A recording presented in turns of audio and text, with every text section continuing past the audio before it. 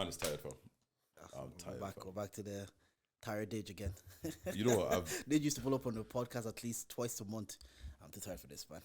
Oh my god. I saw Briggs go yesterday, yeah. Because we went for like, I saw Briggs go yesterday, yeah. And he's like, Briggs, I hate that became a thing for him. Yeah. And he was like, "Did you go home? You're not supposed to be here. It's not your scene." Damn. And he said, "You was old, nigga." Did you guys feel old going to fella? Because there's certain thing I feel now. I'm a bit old for that setting. Oh no, definitely, 100%. Yes, but it's because we saw all of the kids that we knew as kids. Yeah. And it's like, but you know what? I fuck with them though. Like, Shout out to having kids, man. because what's called, bro, fam, all of them are driving big whips and shit. I'm just seeing Mercs, Audis, Yeah, Beamers. It looked like a Fast and Furious scene. They work early. They start like working because a lot of us, I feel anyways, we were like still in college. A lot of us probably weren't even working, just getting Susie. But they start making money from like 17, 18 because they see lifestyle on Insta. And they still get into the 9 to 5, like the 9 to 5, they get into jobs. But I know a lot of my friends weren't really even doing retail or anything. Bro, I couldn't find a retail job. I was begging for one. Yeah. Susie was my only. Yeah, that was the case for a lot of my friends. Nobody was whipping like that. And it's only by 21 people start getting their jobs, and obviously they have to save by the time they get to 25. Then, bro, I got my first whip at what? 21. Yeah, I got my first shit whip early. My first proper whip, I was maybe just 3 years ago now, 25, 26. No, what's called? Yeah. I only got a whip because I had to fucking drive to Pfizer at the time. And I was like, because before where I was working, I could take the train. I was like, I'm saving money on petrol. Bus it, train it, get to Moylan, and then. I can't live without a car anymore. Yeah. I know I've been spoiled over the last year and a bit. I've been spoiled. You haven't what? I've been spoiled. I used to just be comfortable with public transport. Like I just got used to it. Well, you live in like London, innit? Yeah, like But that's good for public transport. It's decent, but there's rush certain hour conveniences. times, Yeah. mornings, like when it gets busy or when it shuts down. Yeah. Long. Yeah. Yeah. Actually, you know what? I don't understand how people live in London because if there's matches, Yeah. it's shut down. Like it's gridlock. Especially if they manage it better because different areas will have different teams playing at different times. But there's a couple times where You probably because it's probably been going on for so long that you find a system that works for everybody. Because when I'm in London, I don't see the hassle of public transport at all. I'm walking and I'm seeing 2 minutes, 6 minutes, 8 minutes, And 11 you know minutes. what's so funny? When someone comes, it's 2 minutes away. yeah, but the thing is that 2 minutes is for the connecting one. Oh, so if you're heading on like the Jubilee Even the line, connecting one 3 is 4 always like stops. 5 minutes, man. Yeah. I've done like, you have to get on the Jubilee line, get on this line to get on that line. I've done all of that. Still like I get Just up don't come 4 on a minutes, get weekend up where 4 there's minutes. strikes. But you know what it is though. When you're there, you're on holiday, so you don't really need to be anywhere on time. That's true. So you're just That's kind of like, fuck it, it is Yeah, what it is. if it's 4 minutes, what is it? 4 minutes? Like, what's 4 minutes? Yeah, to me? but if you get to work 4 minutes late and you're on your last strike, Yeah. Long. Right. What's up, Long. Moyo? I have a icebreaker for you. Oh, great. This is very football specific. Oh, It's football coach great. and that. Hey, do you know what's funny? I think it was Manny's one that you guys did. And I was like, I would have done decent at this. All the other ones, rubbish. Absolutely Yeah, rubbish. Manny's one was, to be fair, I did Manny's one just before I left. Manny's my one house. was so easy. Yeah, Yeah, I no, made it. Manny's But this one- one should be easy for you. Oh, shit. I'm going to say, guess the top goal scorer of all time for the following. I'm going to do clubs and then countries. Oh, God. That's yeah, tough. fair. That's Hey. easy. That's easy. Who's Arsenal's all-time top goal scorer? Thierry Henry. Yeah, see? That's an easy start. Like, No, you're they're easing all me easy. into it. They're all easy. You're easy. Chelsea's. Frank Lampard. United. Wayne Rooney. Spurs. Harry Kane. Well, Jimmy Greaves technically. Yeah, But like wow. we're looking at like league record, Grant. Premier League record. okay. Liverpool.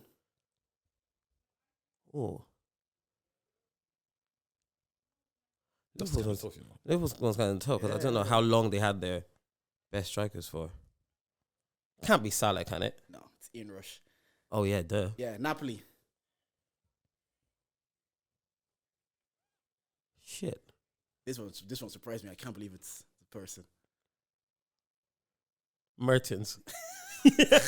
You gave away when you said this one surprised me because you have an agenda against that guy. Nah, Maradona paid for these guys. And Dries Mertens is the guy that nobody knows who the guy is. Mertens has been there like Mertens. a long time. And Insigne is like number 2. Yeah. Fuck that club. Abolish it. Anyway, They've had Cavani as well. But yeah, Bayern Munich. oh, I thought these would be easy, man. They're I think not. as a football coach, you know. yeah, I coach detail. I don't actually worry You about look at me. stats. Yeah. You're rude. I'm on the grass. We're doing the nitty gritty. Yeah, we are doing Answer the the nitty question, gritties. Mini peps and that. No, it's so unrecent. Is it Gerd Muller? It is good, bro. So But it's that's not not so recent. it's not so unrecent. But I meant PSG Zlatan. and Mbappe. Oh, he's taking over. Yeah, it's taking over. Fair. That record's been broken 3 times in my life. Fake club as well. It's a fake club. They wouldn't been alive. Real how long? Madrid. Ooh. Ronaldo. Yeah. So do you want to do countries or is that enough? Like, let's do countries. Okay, right. I won't know countries, but No, countries. I want the Portugal. information. Ronaldo, Argentina. Messi, Poland. Lewandowski, Brazil. That was Neymar. And Pele. They're tied at the minute. Yeah, fair. Belgium. Lukaku, Yep. Uruguay. Suarez, Yep. Ireland. Robbie Keane, Cote d'Ivoire. Ivory Coast. Drogba, Yep. Bosnia. Dzeko, Sweden. Zlatan. Spain. Ooh. David Villa. Yep. England. That bastard Harry Kane. Yep. USA. Took off Rooney. What a prick. Oh, Donovan or Dempsey. It's actually both. So Fair. at the minute, yeah, they're tied. So I'll give Fair. you both. Cameroon. Etu. France. Shit. Giroud. Yep. Serbia. Mitrovic. Yep. Mexico. Yeah, I don't know. I think it was Chicharito. I can't remember that one actually. I don't have them in here. Chile. Sanchez. Ukraine. Shevchenko. Finland. Pookie. Yeah, that's it. Yeah, Fair. that's it. honestly The you know countries what? one was easier than Yeah. the club one. You know what, I knew they were easy. I actually don't understand how you man retain so much football information. Oh, it's easy when you love it. Yeah, Yeah, it's definitely. Like, yeah, it's, Nah, it's that people that listen to music have so much music knowledge and that about music they just retain it. Yeah, but music, you only have so many songs a artist can release.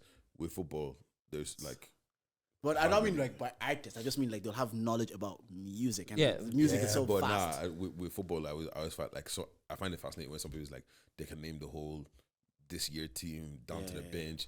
This person had this many assists. This transfer was here. He came from here. He went to here. Bro, like it's a lot of knowledge. No, it is. To be fair, it's like it's one of the things. It's like I retain it, and then the last of my missus be like, you don't remember this though. Yeah, she asked you, what's your favorite color?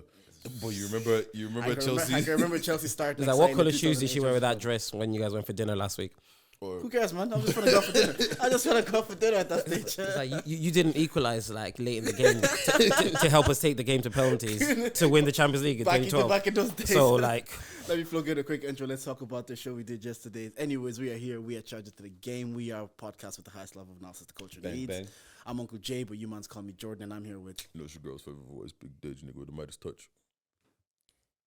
what a stupid intro. You've known Dej for years, What? yeah? This is my guy, man. This As his Midas voice touch. sounded like that, how does he come? Don't lie. When the intro comes on, Don't lie. does he put out better sauce when the intro's on? It's been like that a while. It's been like that a while. See, now I can put it But to rest. my question is the Midas touch bit. Like, what are you touching? You went to my event yesterday. Jeez, fair enough. Fair enough. Fair Okay, enough. okay. Who Okay. you got here today? My name's Moyo.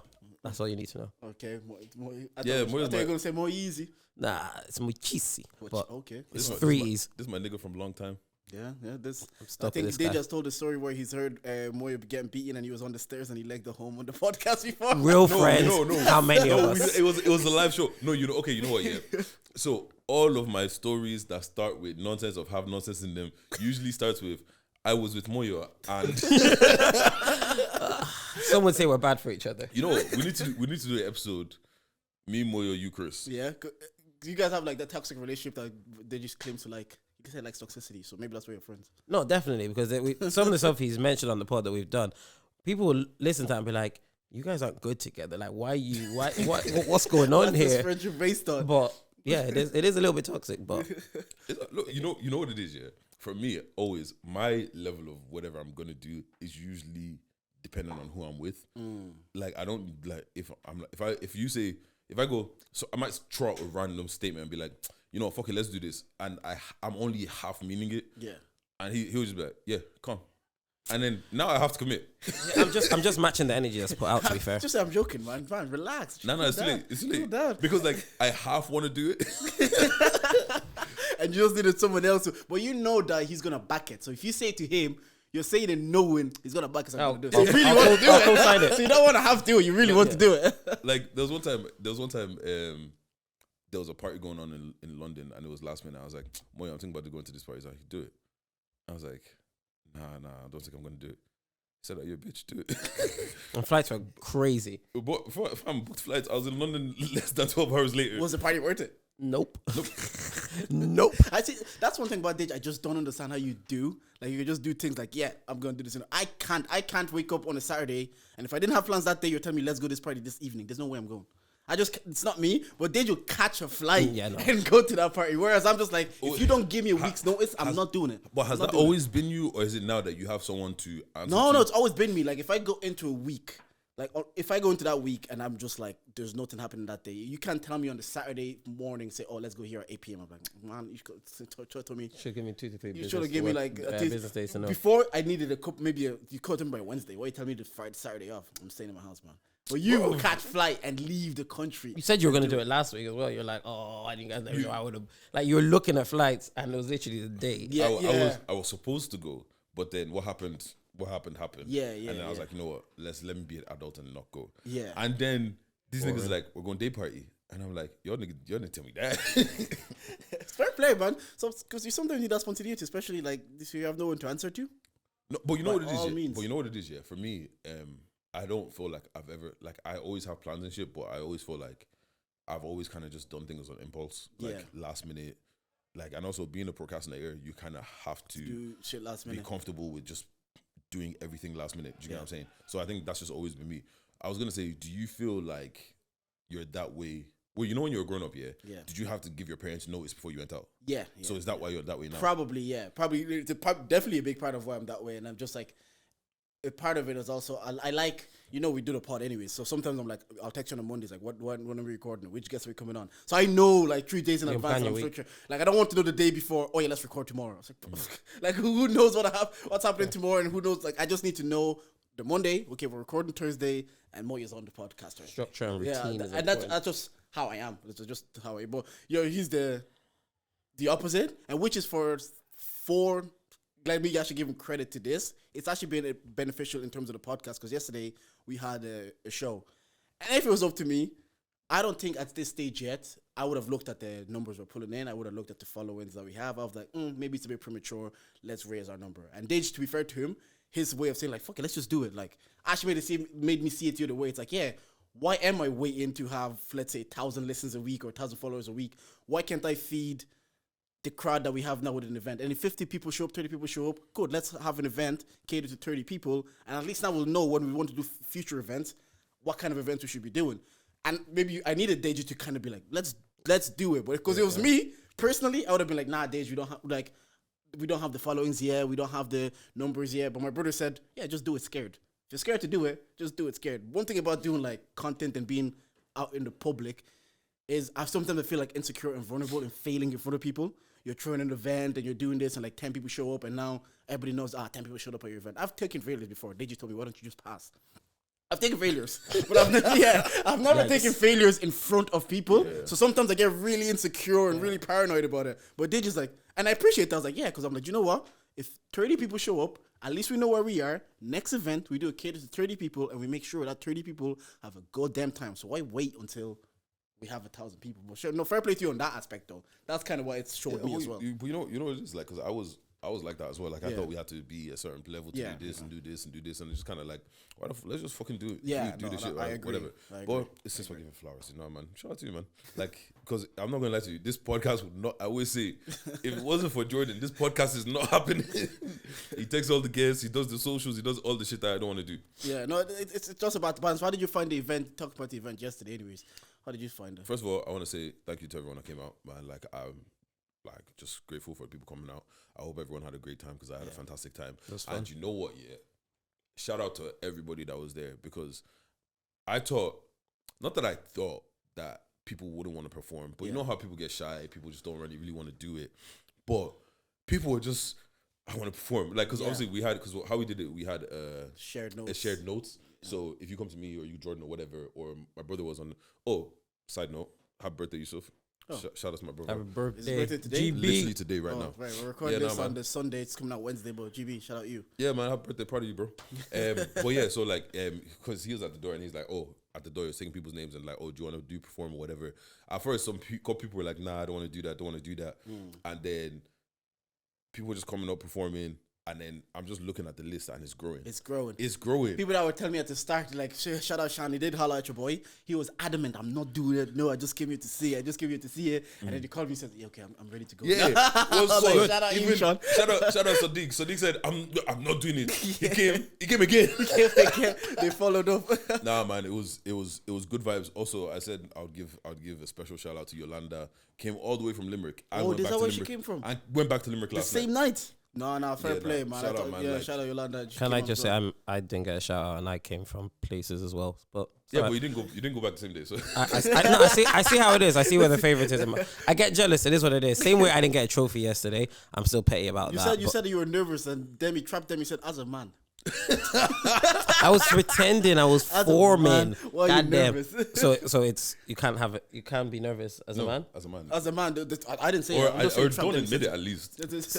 But now for me, it's like So- I've said so it. Like safe the event side of the podcast is the event that makes me feel like vulnerable and insecure because you're about to find out how many people fuck with you, and a good indicator is who's gonna give you their time, their money, come into town, and everybody can listen to you from home. Everybody can see you at an event that they're already there and say, hey, I love your podcast, man. It's calm. All those things I do appreciate it. But an indicator is like, you know what? It's my Saturday. It's my one free day of the week. What am I doing with this time and money? You know what? Let me pay and go see Charget's event. So sometimes I'm like, to town. Sometimes I'm like, what if 10 people show up? Or what if this? And again, over the last 2 years I've said to Deji, I've only been like sick one time. And it's the week of the first live show. Just because I'm like so nervous and anxious. I'm like, what if nobody shows up and you're finding out in real time? This thing that you do every week, pay money for, petrol for, nobody gives a fuck. It's a shit feeling. It's a shit feeling. So putting yourself in that position, I don't like it. But every time we do it, the two that we've done so far, even who's the main character? The 3 times we've been like, you know what, we're performing. People have came out. People have showed up, man. People have showed up and people have had a good time. So maybe that fear will start leaving now and they just enjoy. I cannot stress enough how much we fucking appreciate it. Like Yeah, now, like man. it actually means so much for people to show up to our event, and then even people come up like, yo, we actually had a great time, and stuff like that. Because that's all I care about. Like I just want people to have a good time. No, for real. And Tommy, the Babes on Tapes, and Roz, especially Roz. Roz even bought the merch. She won the battle of the podcast. They've been supporting. So the minute they do any merch drop or live show or anything, call us up, man. How did you find it though?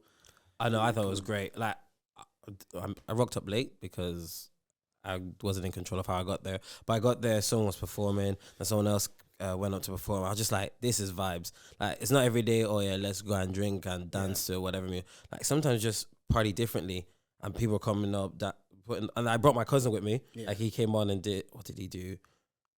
Black Eyed Peas, and then he did one other thing. And He did the one that did Niggas in Paris? Yeah, did Niggas in Paris. He came to perform that day. The thing is, he didn't know he was going to whatever. I was like, Damien, you have to do something. Yeah. It's fine, can I do this? And then when he came back, he was like, can I do another one? I was like, yeah, go and tell them that he was buzzing. But the whole energy that was there, I was just buzzing off that. Like some of the songs that people were choosing with like the classics. Yeah. And I was like, this nostalgia, and there were people doing other stuff. And I was like, rah, there's talent in the room. There's also people that have great bands, and it was just a lovely crowd, and the whole thing was like really fun. And you guys were giving out party bags as well. Party bags, the party bags was a vibe. Like the crowd was like, everybody deserves a party bag. According to the crowd, everybody we should just put on for everybody. Party bags was like, it was the whole thing. The whole thought that went into it was pretty sick.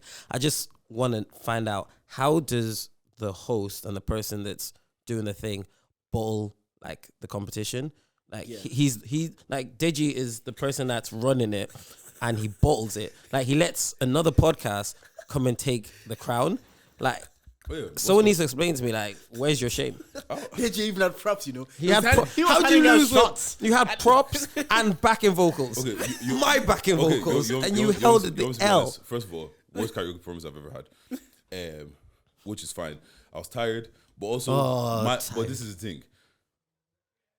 I never planned to win. You said you were going to outperform everybody. Yes, so I can sell tickets. You have to sell the show. And also, there's a specific reason why I was handing out shots. I was trying to make the crowd very, very comfortable. Because what's called? Because even before, I was like, people in the crowd, I was like, oh, you want to show, you know? Because it makes everybody merry. And Money day. Big said money 9 day. shots. I'm like, this podcast paying like that? Yeah, big money day. Bro, I actually spent a bit because Yeah. Goddamn. And you went out Money long. look, man, what can we say? We got money on these sides. Yeah. do we, yeah? No, but you got dunked on. Shout out Roz still. No, shout out Roz. Look, Ross can say, and she came to do this thing. Yeah, no. But no, Great shout choice of song as well. She wasn't even looking at her lyrics. Nah, And great she choice did of song. Word Yeah, but for we've word, always said- bar for bar, and then she just We've always killed said, you know, Ross is a jukebox. yeah. Then This is she wore the true. crown. The thing is, she wore the crown for the rest of the show. Yeah. She kept it on. She was like, no, Look. queen me. Our next karaoke show, or maybe someone else will take the crown. yeah. But we talked about merch. No, not yet. Oh, yeah, you can see. No, Charger merch. Yeah. We got some new merch. Shout out to our boy Lenny. Yes. Nice. What's I like called? this. Also rebranding. This is the new Charger logo. I guess that's. But yeah, what's called? We got merch. If you man want some merch, hit us up. You can just DM the page, DM yeah. Jordan, DM me. We'll sort And you then out I with some pulled merch. up to the Vision Lab today and shout out Lydia. Lydia was here immediately. Scrapped their hoodie. Oh shit! So Wait, no hold on. waste- no We got time tote wasted. bags too. Don't forget. Oh, you do got tote bags, yeah. No, you know what, Jordan? Yeah. When do we add model to our series? No, I saw the seriously. pictures. You guys look good. Yeah, so we do that, and that's another thing I was saying. Shout out, fair play to us. Actually, this is for both of us. We do always try to put our best foot forward. We don't look at the scale of like now we'll do this when we have this many followers. When we're releasing merch, we're like now we need to get proper merch, do the photo shoots. When we're doing anything, we always try to like even the editing and the clips and where we record. We're always saying like no, let's put money towards these things. We're not waiting until like okay, maybe when we get to that level. So I appreciate that about us that we always try to put our best foot forward. And okay, granted, sometimes we might get it wrong, but it's a learning curve. We're just finding out things as we go along as well. Anyways, yes, €25, €40, Bundle. tote bags, €10. If you buy a hoodie, a t-shirt, and a tote bag, you get it for €70. So let us know what you want. Let us know if you're down for that. And yeah, once again, look, just appreciate everybody that comes out, man. Yeah. I can't stress enough how much it means to us for you guys coming out, having a good time, and actually we're being willing to participate. Because we had games as backup in case people weren't coming to sing. So we had Bro, to play games. Just grab the game. Yeah, it just people just kept wanting to come back. I was like, look, it's a karaoke night. Let it be. Let them karaoke. Yeah, let them karaoke. So I Great appreciate that performances. as well. What's called? Someone even took us to church. Bro, at the end, Someone took us to church at the end. Fair Rashida. enough. Bro. she said, I'm gonna sing for God today. You know what? There's a love couple that. people that could sing. Shad, Shad. I want it that way. Tommy said, Shad, scrap that song. He's like, I'm not outperforming him. I'm not performing that song Shad, again. Rashida, Tommy, Nelly, No, there was a couple. There was some there was singers there. Bros. Oh, what's called? Special shout out to Babes on Tapes. They gave a performance. They did. High They were School giving Musical. energy. Bro. One was Troy, one was Gabriella. I thought they were in love. It was a love story. And Debbie pulled up doing Digga D. Trap Debbie. Trap Demi's a vibe. Hey, shout out Trap Demi as well. She's a vibe. Dude, Nah, Digga D. man. Nah. Look, all we're saying, like I said, when you see us having fun, don't now text me saying, "Oh, Deji, I didn't know." Blah blah. Hopefully, God willing, we can run a few back events, again. What's karaoke, called? yeah. Karaoke, Games night, quiz nights, night, table quiz night, nights. even local bingo. People love that shit. Few drinks and their drink. Like, Oh, stop with you. Look, who are those? Never mind. Let me not. That's not God shout damn. out to them. Goddamn. And okay, also, one thing I'll say, the talent.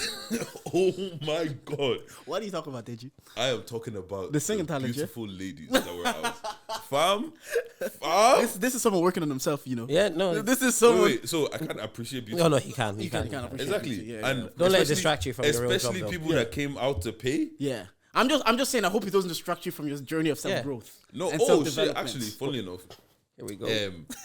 I've decided because I'm gonna put it on a podcast so we can do it week after week. I'm gonna do 75 hard. You're gonna do what? 75 hard. What's that? It's a challenge. It's a 75-day challenge where Okay. you have rules that you have to follow for Okay. the full 75 days.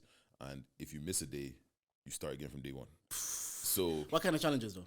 rules. So the rules are you have to drink. I have to drink about 3.5 liters of water a day. Work out 2 45-minute workouts a day, but one of them can be a walk. Okay. One has to be outside. Yeah. Even in the winter, when winter's coming, you better start now. See, the thing is, right, with that one, I'm not like I'll get my 2 workouts in, because we live in Ireland and it's raining and all that. That's what I'm saying. I don't think I'm gonna stick to the outdoors. Yeah, outside can count as outside your house. So I'm gonna try it as much as possible to do one outside, even if it's just in my garden. Just do a home workout in my garden. But so there's that. You got to read 10 pages of a book a day. You got to follow no alcohol, no drugs, obviously. And you're not drinking for 75 days as well? Yeah. You say you don't drink like that, to be fair. See, the thing is, unless I'm out, I'm not really drinking anyways. So you don't be sitting at home with a few gargles? No. All right. That's why every time someone brings alcohol, there's no point in me taking it home. Because, like... Shout out Deji. What else is there? And you just gotta follow diet plan. So... Yeah, like I said, working on myself. If you get to day 50 and you don't do day 50, you're stuck. If you get to day 50, if you get to day 74 and you miss day 75, you start again from day 1. That's why it's 75 hard. Okay. But yeah, so every week I'll come give you guys an update. I'll be asking you every week what happened. And speaking of like live performances, it's like we're getting building our stage time and we're getting you comfortable being on stage, even in front of a small scale. But you know, when people like Ashake, for example, a lot of I find is like these artists, they blow quicker than they're ready for. Let's not say. I wouldn't turn down the tree. I wouldn't tell any man to turn down the O2. If you're ready for the O2, my friend, go to the O2. Especially if you set it up. Yeah, exactly. But at some stage, I felt like artists built themselves. We used to see like the J. Cole's at the Vicar Street, and they're building themselves up. So by the time they get to the big arenas, they know how to put on shows. Their team knows how to put on the shows. They know how to be professional. Whereas I'm watching Ashake blow. The 2 years during the pandemic, he couldn't perform, and obviously he did the Brixton. Tragedies happened at that show, and then obviously then he went to the DO2, and it didn't seem like it was the most coordinated or well planned. What do you guys think of like these artists? They're getting these venues. We can't fault them for turning it down. But I personally don't think at times they're ready for such big shows or events yet. They just needed to build them up there, get their stage time, and then before they get there. What do you guys think?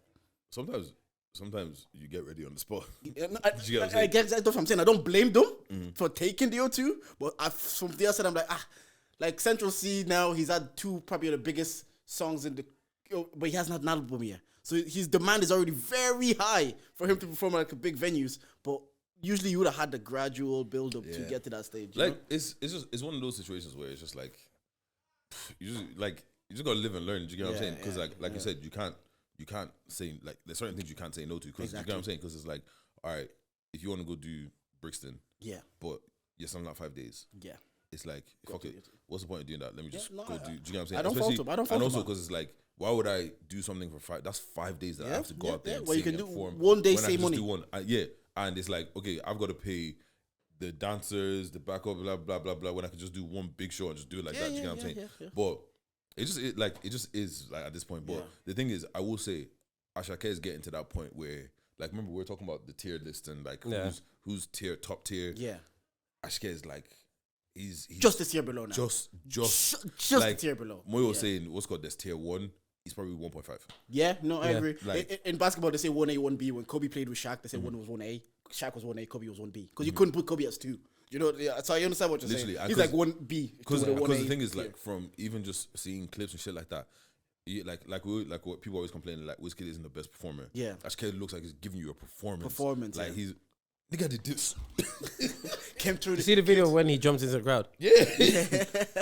But I think with things like those kind of shows, I think it comes down to the team that you have around you. Exactly. Because music is like for Ashake, that for me, I see that's his thing. Like he'll do the music aspect.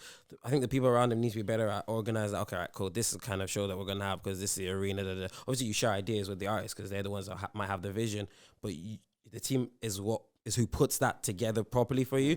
And I don't think the people around him did what they should have done. Not even to cut you off. Even for the team, they're also just learn. Like again, this blow up is so quick that they don't have the time to even learn how to put a show together. If that's your role, like you're being paid to I do get that, you. I get you.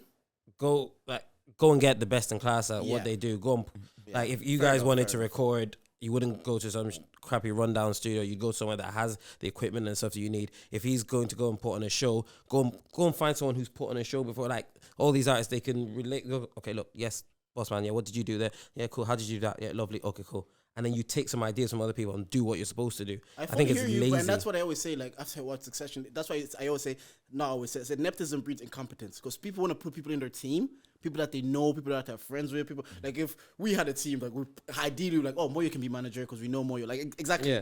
But in doing that, you're not selecting like you're saying, Best the class. best people. So you're running a team that needs to, you have a team that needs to put a show on in the O2, but you wanted your boys to come up with you and you give them different roles, but they're not well versed in that. And they're learning on the job. And again, they could have been well prepared. Maybe if you gradually came up, but if you're coming up too quick, pause, you could have, you could just hire the best people. Yeah. If you come up as like up ready for the O2 to Moyo's point, you could just be like, all right, if I'm already at this level, let me get people that are also at this level. Yeah, but you know, sometimes it's hard to like, let's say if I let Moyo manage me now, and we get to a certain point, it's hard to be like, Moyo, I don't think you can take me to the next level. Exactly. Just bringing someone to support them then. Yeah, but still, I guess what? It's an ego thing that a lot of people have. That no, why are you coming to come and do my job? Nah, just understand that you're not at that level yet. You need a bit of help. You need a bit of support. Come in. Like it's not as if because it has happened. There's people like against sports analogy. There's people like LeBron, whose his boys are his team, and he's still been able to do $1 billion. He's $1 billion entity, so it can happen. And people look at that as a dream. I was like, oh, if I was a billionaire, I played in like at that level, I'd like my boys to be there with me. But to Moyo's point, or even to your point, they might not just be competent for it. And they might have to be like, yo, bro. But the thing is, go and upskill yourself, man. It also depends on the boy you have. Do you get what I'm saying? Like, because it's just like picking your best man. You could probably pick the person that's closest to you. Yeah. But who's the person that's good to do the job properly? Do you get what I'm saying? So it's like sometimes like there's certain people like I know if for me if I had to build the team now, and I needed someone that's going to like their sole job is to sort out my calendar and do all that. Just Jordan's job, because I know Jordan. It will give him anxiety if he doesn't do it. If I don't know what Deji's doing on the Tuesday, someone's trying to book Deji the Tuesday. I'm like, brother, Tuesday next week. We're not coming here tomorrow. But it's kind of like looking around you and like actually making people have their strengths. I hear that. So it's like let's say with us and the events and shit like that, we could go do that ourselves. But we know GB. He has connections and he does. You know what I'm saying? And I feel like even like we were saying before. Move how you intend to move. Do you get what I'm saying? Yeah. Like once again, because granted, thanks for everyone that bought the last drop of our merch. The fact that this is our second drop of merch is crazy. Yeah. But it was basic. It was. Do you get what I'm saying? It wasn't great, and then that's why I was like, all right, cool. Who can do it better than us? Yeah. Then Lenny hits us up and is like, yo, I want to do this. Yeah, and we could do clips well. We said get Harry. Do you get what I'm saying? Clips, like it's like building the team and putting the right people in the right positions. Like not everybody can fill every position. And I hear that's exactly. I hear that. But your point is not everybody. We don't mind outsourcing as long as it's the best people doing it. As long as it's like even it doesn't have to be our friends. We've tried to find people that maybe we know to do things for us. Like we don't. But to that point, like some people want it to be their boys. They want to grow up with like. Go up with their lads, and maybe they're not picking the right people to manage their calendar. They might pick like, Jordan might be good at doing it, but I'm not that close to Jordan. I want him to manage my calendar, so he's always with me. He knows where I am because I can have a good time with him. Yeah. But it's realizing you're not here for a good time anymore. Ashake, you're like in that tier of 1B. You're potentially a multi-million brand and entity. It's not potentially, you are at this point. You are exactly. So you don't want to put it in the hands of that's my boy. So, like if this podcast was making proper money, it's not like we're not looking at it like that's my boy. Take it. We have to like know who can manage a brand, who can manage a business, and it's just about having that hard conversation of like the road to the top. Sometimes is a lonely one because you have to leave people behind. Yeah, and it's like some people it's just like yo, bro, like you just hit your ceiling, or you know what, you're just not ready for this, or like you just don't understand the vision. You're just here for bitches. Yeah, and that's fine. And there's some people that are just here for the you're bitches. Not getting the bag. Do you get what I'm saying? Yeah. Like you know, from yesterday, the boy, the one that went to go and knock. Oh, yep. Yeah, I'm not putting him. If I'm going on tour, I'm not bringing him. Yeah, because all he cares about is bitches. Yeah, like if we're going on tour and your job is specifically to get bitches, I'm hiring him. But apart from that, yeah, he's not getting any other role. I think A$AP Rocky said he used to have a guy that used to go to the crowd and find women. Bring them back. I have two boys that if I need it, that's who I'm sending. But apart from that, you're not running this $1 billion. Did you go to the concert? You're in London. Do you know anybody that went? Yes, I do. Did they share the experience with you? Couple girls, yeah, they enjoyed themselves because they said like live. Like it was a performance, like the energy, vibes, and everything that was there. But I think I watched it online with a lot of people from the comfort of my house, and of course, like the rest of us. Oh no! So I was saying I gave it like a 7 out of 10 because I was like he put on a show, he has bangers. But if I had to deal with the fact that obviously it was a late start, all the things, all the difficulties that looked like they went on, and then have to go back home after that London traffic, trying to get on trains with people if you drove, and I looked at it and was like, yeah, I couldn't do all that. So, Yeah. so for that aspect, I was like, because I enjoyed it from the comfort of my home, a 7. But there's some people that even gave it like a 9 or 10 that were there live and direct. They said that he put on a show. Yeah. So I was like, I'm not surprised because you could see that energy-wise, performance-wise, and then his catalog is incredible. Like his catalog is so good that he missed out. He missed like sometimes. Like 230 was not there. Yeah. Zumba was not there. Yeah, And I think Terminator was not there either. But it's because I think obviously those are the ending songs. Yeah. And like I saw on Twitter, I think it was Fiona that might have tweeted on Twitter that like obviously after what happened, the tragedy that happened at his last show, and it's like people trying to rush to get in because he was on stage and shit like that. Maybe try and wait until everyone is in. Do you get what I'm saying? Like, because like Makes sense. Knowing now that we're kind of like starting to do events and shit, and it's like there's certain things in the back that that like even yesterday we kept delaying the start time. You know what I realized? We never actually addressed the fact that Newbury wasn't there. Oh yes. I feel nobody even asked the question. Look, what's called? Apologies for that. Yeah, apologies, Newbury. Logistics it just wasn't working out. So hopefully our next thing, Newbury, the boys will be there. Yeah, because like we said, we fuck with the boys heavy. Better venue, their drum set needed. There's just logistics in the back that we couldn't fix on time. But by the time we saw the venue, it was too late. But we'll fix it. But yeah, no, like, and also when there's a certain feeling when you get into a concert and like the bass is going through your system, and then there's 20,000 people there that is on the same vibe as you.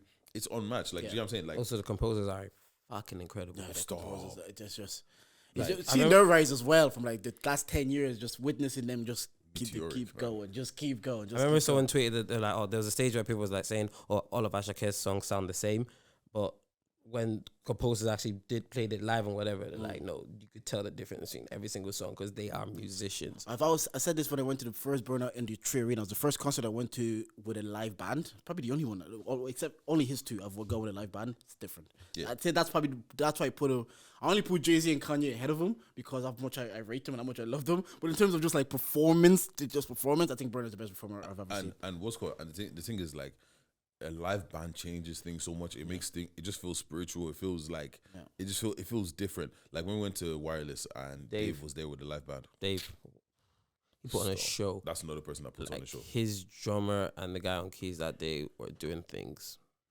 Nah, sorry, it does. The live band is different. Live band is different. But shout out Shaka though. Ooh, Chris, your best friend, right? Yeah, Chris. Yeah, Chris Morris. When you were back in the days when you were in the streets, and you needed to go on a 2-man mission. Who do you call? Oh, Morris.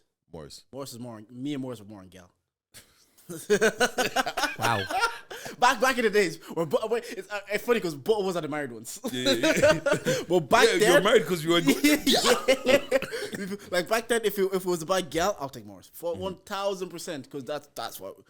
Because I was thinking about it. I was thinking about it the other day because Moyo is my because there's some people you go out and it's like, so he's the one you call to go be your own girl. You call him. Oh yeah. Except one time, I'm not gonna say where we were because of timelines and shit. But I struggled that day. I remember that day. I was on form and Moyo shut down. Oh man, absolutely. It's not that I went and like fumbled or I just didn't do anything. Kind of thing. I was he was on zero. But you know what? I will say though. For me, when I'm not in the mood, don't bother. Like, I'm useless. When I'm not in the mood, don't even call me. But do you not know what you mean when you're going on the mission? Do you not know what the mission is? No. Sometimes have you ever been out sometimes and it's just like I'm actually over it. I don't want to be here. Yeah. Once I get to that point, it doesn't matter if you're leng. If you're in front of me, I'm just like I'm not here anymore, bro. Yeah, do you get what I'm saying? Like if I'm not here, I'm not here. Well, you guys did grow up together, innit? Yeah. I've known him 20 odd years at this point. Look, man, it's about 20 odd years. Yeah, so it's one of those. So my question, so you chose Morris because you both had similar interests. So Chris didn't really have interest in that. Like I've said this, if there's like a friend that was made for me to be my friend, it'll be Morris because Chris is also like by proximity. Our parents were friends, so we were friends by that. But like people I've met in my life, but through choice, it's him. He loves football. He loved gal. so that's who we were on all the time. Like so, who's the Crouch and who's the Defoe? Like there is Morris.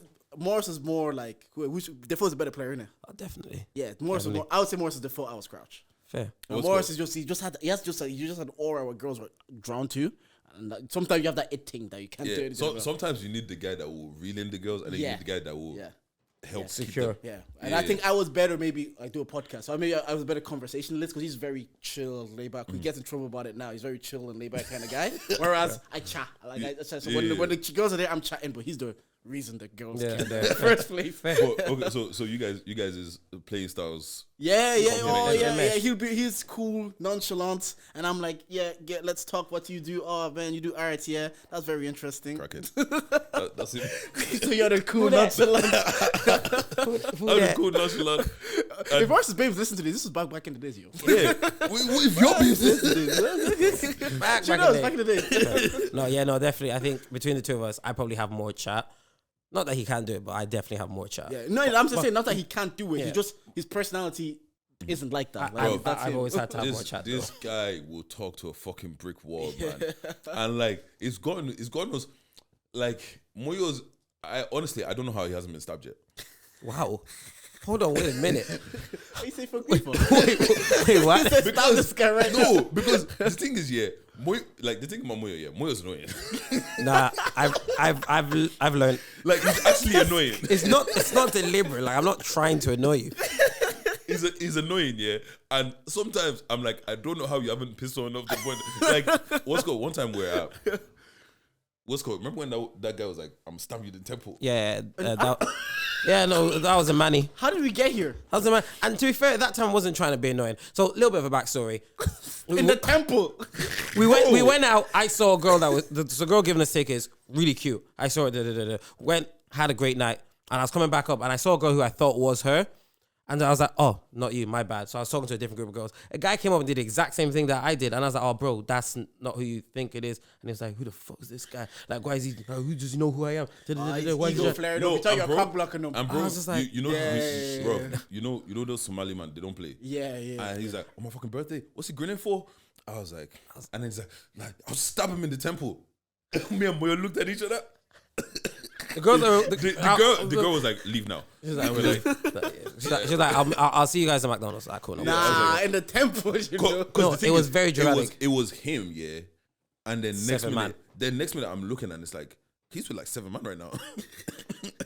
Because if it was just him, we could take him. Yeah. 2v2, we take him. 3v2, I still fancy our chances. It's actually funny when you see man's ego just bro kick comes into the fight. You're like, bro, it's your birthday and you want to stab someone in the temple.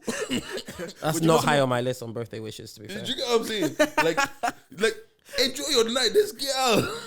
After that, you just dip. You say, I'm out of here. Yeah, we had to. Because fam, I'm not. That was the night of TT. Oh shit, it was yeah. That was TT's night. What's There's a girl we nicknamed Tiana Taylor because yeah. Okay. She looked mad like Tiana Taylor. Oh, okay. Yeah. Absolutely, she's not photogenic in the yeah. slightest, but she's laying in real life. Yeah, have you ever seen them ones that you just turn you have to convince people they're leng? You just no, believe it. Honestly, it's just the angles. They ask, oh, let me see your Instagram. Are you doing this? Yeah, because you've already talked them up. So now you're gonna be, this girl was lang. Okay, let me see the trick. You're like, fuck, what picture am I gonna pick? Because I talked them up so much. Are you a bad friend? I'm a great friend. Yeah. So am I, but you keep saying I'm a bad friend. What is Deji a bad friend? He's a great friend usually, but he just has moments where he just doesn't. To be fair, he said this though. He's alluded to this himself. Doesn't support me where I need to be supported. What do you mean support you when you needed to be supported? It's okay. We almost got stabbed together. Is that not enough support? I thought this was a safe space. Never mind. This is a safe space. Well, he said he's not the best friend in terms of like keeping up with people. He said that. I think I couldn't give a shit about that. Like, fair enough. I don't need him to do that for me. Okay. I don't do that with anybody. So I think that's probably one of the reasons why our dynamic works. Because Yeah. if we need to message each other, You will. We both know that Yeah. he's a phone Like- call that's away, he's a fair. message away. Maybe like once a month I'll call you and we talk for like an hour and then Yeah. Or if I know that he's doing something, I'll pull up. Or if there's Fair. Your relationship isn't based on that dynamic. Yeah. Because he said it before. It's like I think you said it on the pod as well. You're like, Yeah. he's not really the best at keeping up with people, Yeah, and no, that's gotten him in trouble in the past. you've lost friendships because of that shit. What was your motto for life? It's not that deep. Oh yeah. That And the one you're talking about, that wasn't my fault. Whatever it was. That one wasn't my fault. Is it a mutual friend? Yeah. You, All right. Jordan, I know. look at me. I know. I don't need to look. I know. Yeah, I know. What's good? It's not that deep. That not one, that deep. That one purely wasn't my fault. But You know what Do you it think is, you're getting better at it, or do you think like your friend group gets smaller, so you don't not many people to keep up with? Like I'm in a group chat with most of my friends, so it's yeah. It's the only one I text outside is Deji for the pod and maybe Joe. My problem is that I don't have a group of friends. All my friends are cool with each other, but they're not friends. They're not friends. You get what I'm saying? Collectively, Like, which was funny. It was funny because it was weird yesterday because like all my boys were out. Yeah, all my niggas were out. Like, yeah. Which is fucking weird because it's usually they're never in the same place. So, So like I can't have them in a group chat because they're not really we're they not don't, friends like that. Yeah. Like I've got individual friendships with everybody, so I can't do that. And then it's like the problem is never the guys, like because what's called one of my boys, Toby, right? When we went to different colleges and the whole college year we wouldn't speak. Okay. Summer will come around, he'll pop up in my house, I'll go to his house, we'll chill, Understanding, and then yeah. we won't speak again for like 9 months. 9 months until next time. Because I've said it to you. I think it was over the last 2 weeks. I was like, "How do you do female friends, man?" But the thing is, how do you do this but you know consistently? what? I treat my female friends different. Like I actually, I give them more attention and care. Because you know what that relationship, like friendship requires. Yeah. So you're gonna obviously be according to that. You You know know what you and Moyo require, so you play according to like, what that is. Yeah, I hear like, that. I can talk to my female friends damn near every day. I don't really have things to talk to my guys like every day. It's true. Do you get what I'm saying? No, like, that's true. we're gonna talk about football, Yeah. Do you get what I'm saying? Whereas female friends on the other side, they'll talk about the same problem 5 times. He's like, tell me more. Not like you haven't just told me that, but even though you've given them the same advice, and then 6 months later they're telling you were right. You know why you tell me I was right? I said this you know 6 what? months Yeah, ago. sometimes you gotta let people chop breakfast because until they come to the conclusion. Yeah. Because I know I'm the same. Like you can tell me whatever you want to tell me, but deep down I know I'm doing what I'm doing. So why do we do that as people? I've accepted that about people. But why do we? Why is it that we go look for advice, get given advice, and then say, I'm doing what I want? Because the thing is, a lot of the time I feel like you know what is right to do. Yeah. But fuck it, I want to do fuckery, isn't it? Yeah, no, I'd agree with And that. how's Moyo as a friend then? He's left me to die once. What's going on right now? These guys will say they're best friends. They got stabbed in the temple. Yeah, but you know leaving what? each other to That's die. the thing that okay, you know what? Because I don't think I've ever actually explained the story on the podcast, right? Yeah. So there's 2 stories. One where I've left him, and one where die he as left well. Me. No, it wasn't to die. It was Like we just he keep was, leaving each He was other. chopping beaten. That was it. Oh, my. And you weren't gonna die. Okay, let me explain. Okay, So, so here we let's are. go. Look For at the us. people that don't know this story, right? So me and Moyo have known each other for years. This is probably like 2004-ish. PlayStation 2 just dropped. Moyo just got the PlayStation 2. It was Christmas Day, and like he used to live right around the corner from me, and I would be in his house all like my mom would have to call their house to tell them to send Deji home. Like that was times, every good single day. times. So anyways, Christmas Day, after I spent the money with my family, 12:30, I'm in Moyo's house. How is that right there? That just, you said something that hit me. You will actually need the phone numbers of other parents where your kids go play all the time. Yeah.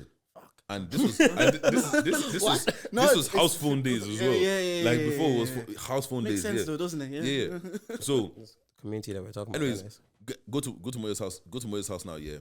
And this is the in the days before you have multi-room. So if you're watching Sky is in the sitting room, it's just in the sitting room.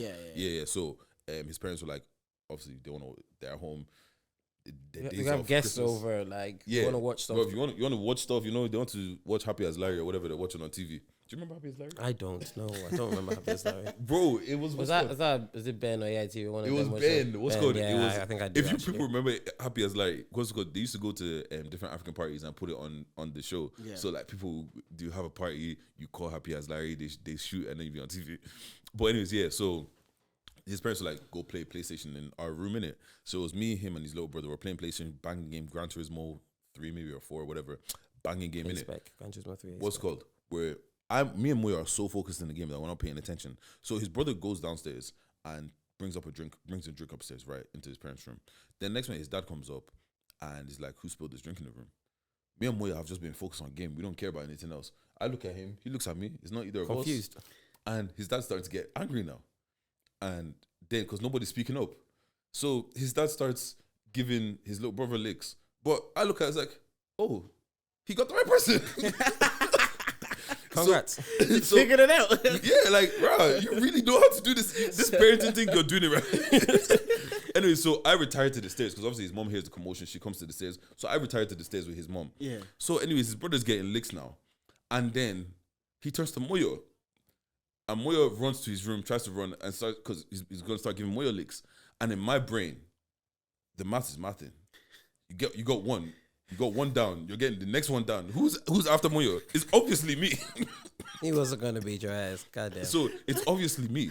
So I walk down the stairs. Fight or flight kicked in, Moyo. Yeah. Fight or No, flight kicked I in. understand it now, but I'm like, this is the first time that I've left the house without my mom calling. I walked down the stairs so calmly, so slowly, so composed. As soon as I closed that door, bro, I have never run as fast in my life. You know when Fred on Nice Baby said, palm to ear. I said you run faster than the cars, yeah. Fam, that was me that day. And then I just go home. I locked my door. I went to my room. I fell asleep. And then that's when this guy tells me later on. Tell you one part of the story, man. I saw him running past my window because my window is one that leads. I saw him running past because I obviously realized I can't hold the door against my dad. I try and run to. I'm like, where am I running to? I'm trapped in the room. I see Deji run past the window. I'm like, Also, fucking look, hell. give me a pass. I'm like, maybe like 9. Yeah. Not even Not even that. Not even that. Like do the maths when you're born, kind of thing. Oh wait, yeah. About 7, 8. I'm like 7, 8. His dad is 6'2", built guy, grown ass man. Yeah, nah, he's a big. What am I supposed to do? Like, obviously now as I'm older, I know he's not gonna he's not gonna beat me or whatever. Yeah. But back then, I'm 7. Yeah, and your fight or flight kicked in. So Yeah, exactly. you have to. So- you flew. I flew. So I got my revenge because he left me. So I left you the day that he come to Manchester and he's like, well, that was the day United played Everton. We went to go watch United Everton. Yeah, and later on that day, he was like, bro, I need to drink. Yeah, the football memory kicks in. Yeah. What's called? 1-4-0. Valencia scored a banger. Oh, I remember the game actually. Martial penalty late on. Yeah. I had left at that point. But anyways, later on that night, we decided we're playing FIFA.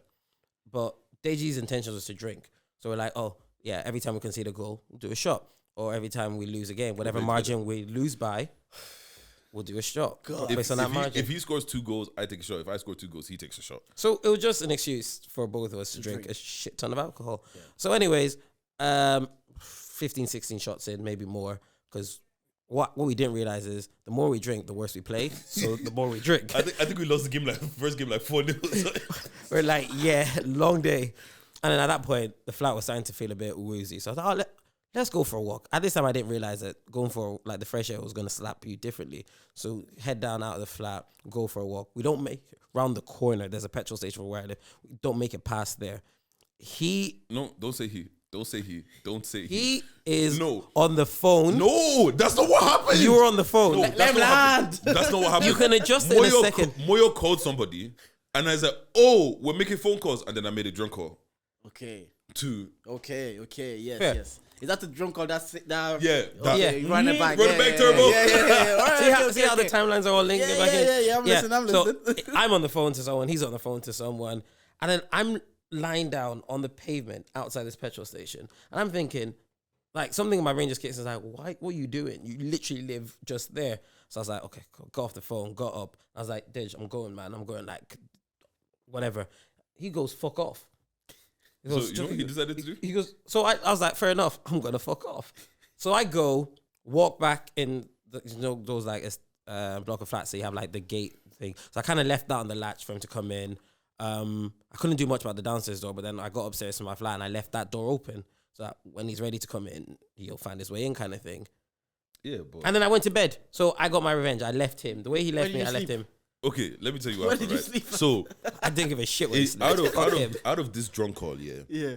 I probably remember 10 minutes of like a maybe 2-hour conversation. Okay. To this day, I was asleep. I was asleep on the grass outside the petrol station. Somebody, I don't know if it was a man or a woman, bought me a Lucozade, and they left it there. Anyways, I come through, and I'm like, oh shit.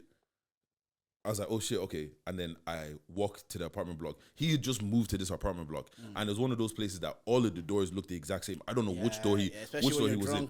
Do you get what I'm saying? So anyways, I'm in the car park now. I think I end up throwing up and passing out in the car park. So I pass out for God knows how long in the car park. I wake up and I'm like, what the fuck is happening? I'm freezing. I'm like, I might actually die today. And then I was like, oh shit, someone bought me a Lucozade. So I went back to the petrol station, got the Lucozade, and then I was like, okay, let me try and find my way in. And then I realized that I lost my phone. I lost my phone. Oh God. So then I had, this is like 5 a.m, but I had an alarm because I was waking up early them times. So I had an alarm that popped off at that time, so I could hear my phone. So I just followed the sound, found my phone, and then eventually I was like, I remember he sent me the code to the pin, so I just went to every single door, just pressing pin. How many doors did you go through? Like 3 or 4. Struggles. And then I finally got in, and because his housemate at the time, left us before the carnage happened. Yeah. And then when he came back, I'm just smart there like man, this. Smart man. And he just looks at me like, what the fuck? But yeah, like, just because I said fuck off, does that mean you should leave me? He took a literal. Like, all right, this guy like, he's obviously. What am I supposed to do? You know, Drag him? Look at the size of it. I was like, no. See, the thing is, he didn't try. You know, he's like, oh, come on. He didn't even do, oh, come on. Come on, bro. But Let's get back. I was drunk as well. That's like, in my defense, I was drunk as well. Something just was like, you should go home. I was like, that's how the best friendships are built. Are built on memories, isn't it? Yeah, nah. Yeah, We've shared quite a lot of those. Moyo, I actually wanted to ask you something because the other day, I shout out to you, listened to the podcast, and you had feedback on one episode where you schooled us about the Mason Greenwood and Mendy thing. So again, finally the decision has been made by United. Finally, and the right decision. And it kind of went back on it. They kind of were trying to soft launch him coming back. Initially, they said, "Oh, you know, yeah."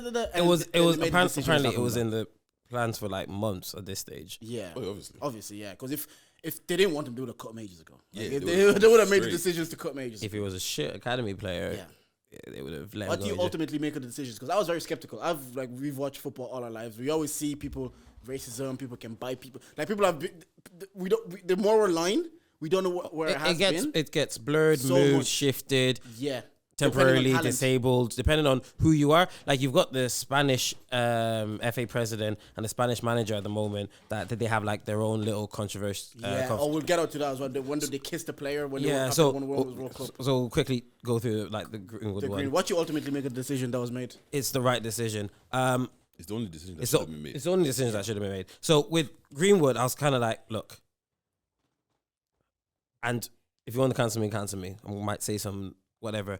But if it was a once-off incident, I know just remember, we don't cut anything else. No, that's fine. If it was a once-off incident where they argued and they got in a fight and he just threw like a punch, still leave my club, but fine, you're not a complete total wrong'un. Like we fuck up, we're humans. But what made me categorically confirm that he's an absolute wrong'un was the voice notes. The voice notes. The pictures. Like, how are you coercing and forcing someone? Like, she's basically like, I don't have sex with you. He goes, well, I want to have sex, so open up. Yeah, do it now. It was crazy. My skin still crawls because I'm just like, in what world should that not even to come out, even be a thought? Like, how? So for me, from that day, I was like, entitlement, man. I was like, there's no justification for that. And Nigerian football Twitter, that's my favorite place on earth. They're a fucked up group of people. We need him right now. We need him. Forgive him.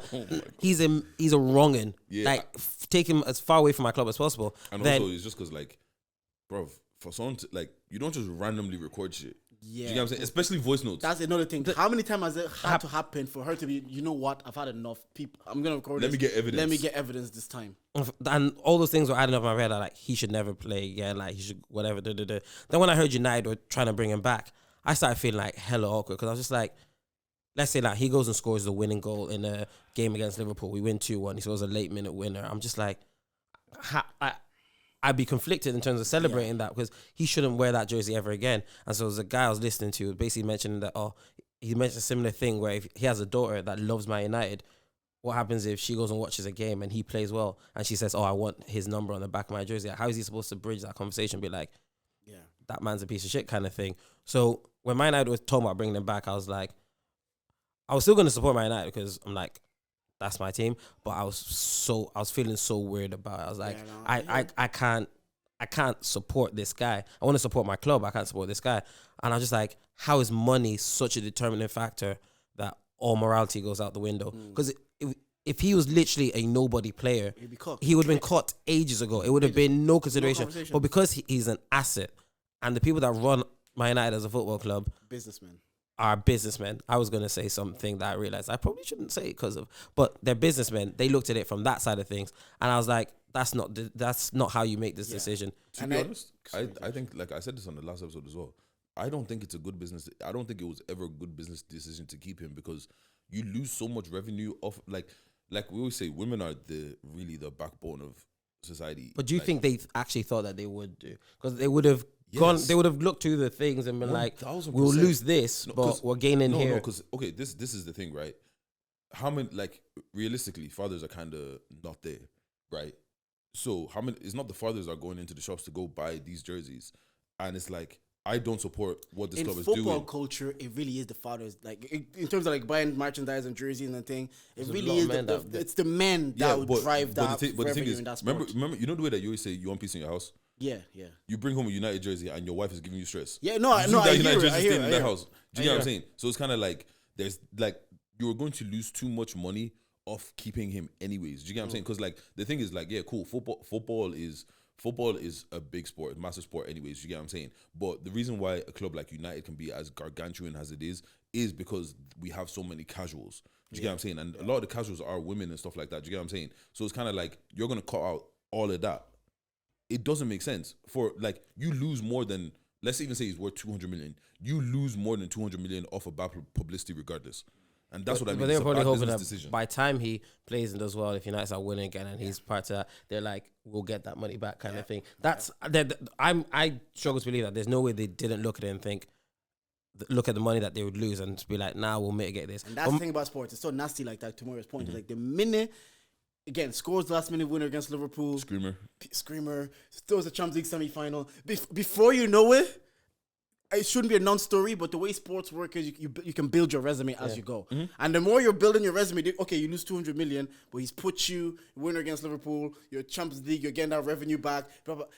I hear you to the point that like, yeah, it was they were definitely going to take a hit. They were definitely. But they probably do the maths of like, we can take that hit, but if we get him back and he gets us back to that level of playing Champions League, playing high-level balls, winners, it can balance it out. But the thing is, maybe in the 90s, but now that the what's called women's football times. is also becoming very prominent as well, and it's like the Manchester United women as well. It's like, do we really want? Do you get what I'm saying? It's I get it. Do I want to play for a club that represents that? And at that point, a lot of like obviously I'm in the group chat. People were making that similar point. It was like, oh, the players like Rashford and Bruno and all them should protest, and like the women should protest. I'm like, it even puts them in such a shitty situation because these men at the end of the day they're employees and they have jobs, and people are like, oh, but they earn so much millions. To Deji's point, people live by their means. Yeah. Their mortgage isn't what you think it is, that they can just not go to work for a month. I know you think it's like, oh, people will think they earn so much money they can afford paying a few months off their mortgage, but like, you don't know that the money they earn, the mortgage they're paying is at very similar levels. More money, more problems. Yeah, you're putting these people at a very awkward situation where, to Moyo's point, Rashford and Bruno should retire. Greenwood scores his late minute now. Emotions take over and they go celebrate with him. Now you've affiliated them with Greenwood, even though it shouldn't be their decisions to make. Yeah. If our employees decide to whatever do, I have a mortgage to pay. I still would have to be like, I'm still going to work based whatever decisions they're making for this company. It shouldn't be, the owner shouldn't be on me to be like, you protest your employers. Like that. I thought that was fucked up. Tough. Shouldn't be on the women either. Especially shouldn't be on the women. You go protest your employees. Come on, man. They received received abuse when, so somehow it was leaked that United were going to consult the women team on their opinion, and then the women's like Twitter page are again like abuse because there's some fucked up people in this world. Yeah, they start getting abused. But good thing United finally came to the right decision. But the statement that was released initially or after? No, so the statement that was initially released talking about bringing them back, and then they got the backlash for it. Yeah, like that should have never been a thing. But then even the one that the statement they released to say that he's going kind of thing, that was still a cop out because the way that was worded, so well worded that there's still the door slightly ajar that if for him to come back in, they're like, oh, we're looking at means for him to go maybe temporarily or permanently. There's one of those ones where they might send him on loan if he does whatever, bring him back in. Like, but also, you know what as well? I feel like they probably scrubbed all of the evidence from the internet, and then it's like people's memories aren't going to remember. Yeah, they're trying to play the long game with it. Like, it's an absolute shit show from the club that I support, and it absolutely disgusts me. And that brings us on to what's happening with the Spanish women's team. Segway King. So the Spanish national team, the women were like, this conditions that you're asking us to play and train in, it's a shit show. Like, we need certain support, and you're not providing it. So quite a few of them went on strike. I'm not playing for the national team anymore. So whatever the Spanish FA did, brought a few of them back in, like, look, we'll fix this. I don't know what promises they made them, but a few of the women who had gone on strike decided to come back. it's a World Cup year. So some of the ones that were still on strike said, no, I don't care. It's a World Cup year. I'm staying on strike. What you guys are doing is wrong. So then the ones that did kind of say, okay, we're not boycotting anymore. We'll go to the World Cup. Anyway, long story short, Spain win the World Cup. One of the first ones in their country's history. Yeah. Massive moment. Their president goes and the Spanish FA president goes and gobsmacks one of the players, like grabs her face and kisses her. Like, how, she why? She's uncomfortable, and then they said, we did research. It was what are you talking about? Where's your entitlement? You already know that the relationship between you man and shit. Like when they've won, the staff are celebrating on one side, the players are celebrating on the other side because there was discord in that camp. And then the Spanish FA president decides to do it. There's another picture of where they have one of them over the shoulder, like the guy's carrying the woman player over his shoulder. And I'm just like, this kind of thing, all the isms, the sexisms, the racism, like at this day and age, how is it not being condemned to the level that it's supposed to be? Because the Spanish FA didn't want to suspend the president. The coach that the women are still fighting, like so many of them have said that we're not playing again because the coach that's still there is a piece of shit. But the Spanish FA are backing the coach and obviously the president runs it, they're backing him. And I'm just like, it needs to be condemned, and we let too much, I say we, not us generally, but football has allowed, and because we say we keep shifting the goalposts, they've allowed for too much fuckery to happen where it's and because it's not being condemned the way it should be, it continues and happens and happens. I'm just like, where's the line? Like how does the sport as itself clean itself up? Whereas like you get rid of the wrong-uns, but like the people who are in charge have been there so long, like they make the rules, they make the laws. Like for you to try and get someone out, it's like, and then it leaves they're all us. mates, they're all boys. Nepotism is playing a part. It's an old boys club. It's even like, if you saw Mike Dean's comment about not making the decision because he said I didn't send my friend to do VAR because he's my mate, so I didn't want him to get a penalty. He'll give a penalty to Chelsea because he'll get backlash. So they're all looking out for each other on some level, at every level. It's a mess. On a human being, I get it. Like I would look out for Deji to a certain level, and like Deji look out for me for a certain level. So I do understand you're still dealing with people. They're seeing their friends do the wrong end, and we've seen lists comes out in the past, and people be like, "Oh, but that's my boy. My boy wouldn't do that." If you're wrong, if they're doing something wrong, they're doing something wrong. Yeah. And if you really say they're your boy like that, then you should be able to correct them. And be like, that ain't it. That ain't it. Literally, that ain't it. But I saw something today about apparently they're trying to sue her because it was a consensual kiss. Yeah. That was another thing. She's like, I felt uncomfortable, and they're saying like, yeah, we investigated. It was consensual. It's like, how you guys? How you gonna tell her? How you gonna tell her how she felt? Sometimes I like to see the investigation. Like, all right, talk me through the investigation. Like how we came to this conclusion. You know what it was? Show your workings. Yeah. They say based on the way that this and this. Yeah. Like, shut up. Nah, like, but you know what? It's a Like, mess. it's just once again, it's just all of this shit is heartbreaking, man. Like, it's just like for me, it just feels like Self-serving. Every month, it feels like I'm hearing a new story about this person moving mad or this happening, and it's just like it just gets to a point where it's like I don't know if it changes or how to change it or you get what I'm saying? Because something as black as white that we have camera angles for, different camera angles for, and the person that's happened to says yes, I was uncomfortable. How is there any gray area in this? Do you get what I'm saying? Like it's just kind of like something that has been televised, she can't even get a clear decision. Let alone something that's investigated. Let alone there should be no he said versus she said. Yeah. Do you get what I'm saying? Like it's just It's a mess. Well, it's the best, any. And as fans and all watching it, it's like it just leaves us in a shitty place where I can. Yeah, you love the sport. I love the sport, but you don't stand for what's in the sport. But now because you love this, you love United. I don't stand for Greenwood. I want to celebrate a late minute winner, but then they'll think I'm associated with Greenwood. Imagine, you know when someone scores and they tweet like Rashford on the timeline. Now you see if he scores that winner, Godman, Greenwood. You just gotta just be like, I can't even. And obviously, what I do for work, I can't like on a much lower scale. I'm kind of like I can't really say too much or about because I'm just like.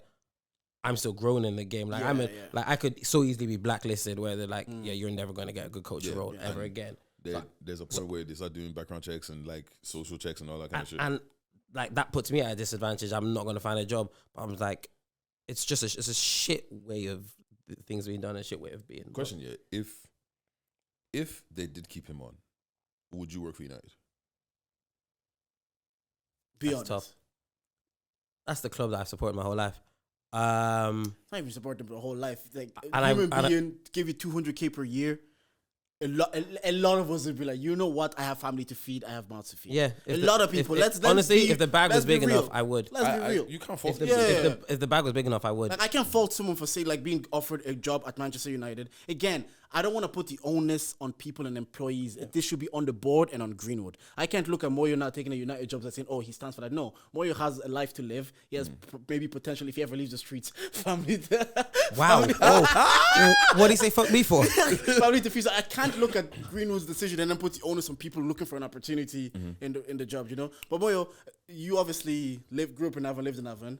Up Navan. People don't know this. Your first ever podcast was actually with Deji. That's how man. it started. Hashtag TSC. TSC, The social construct. Also, something that people don't know. DM podcast was supposed to be Deji Moyo podcast. Oh, okay. That's what the DM stands for. Yeah, That's but then for he direct was. message. It was like both. Yeah, But like it was supposed to be both of us, but then he moved. I moved. That's Whose what I was country? actually going to get to. Like, why did you make that decision to be like, you know what, let me go over it? Is it just career based or? So initially it was it was my dad. I'd finished like what I wanted to do in uni, like the first initial bit. I was meant to go on and do like an honors degree, but I'd done like it was meant to be an LLB honors, but I did like a BA, and it was meant to be a 4-year course. I did the 3-year bit where I got my BA and dipped out. But I was meant to. You have the law degree. Yeah, well, legal studies, BA in legal studies. I had to go and finish that off somewhere. Yeah. So I was like, fuck it, I'll move to England and go and do it over there. Because I was kind of like, I felt like a bit of a waste man because I'd dropped out kind of thing. But I hadn't. I just didn't go and do the final year kind of thing. So I was like, okay, look, let me go and start again where people don't know me, yada, yada, yada. That was literally the thing in my hand. It's like, let me just get fresh start. Remember that era? Everybody was going over to the UK or London for their fresh start. Literally around the same time. Yeah, so many people just moved over. I was people went to go rebrand.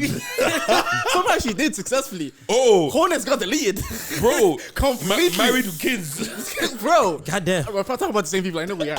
No, we definitely are. Anyways.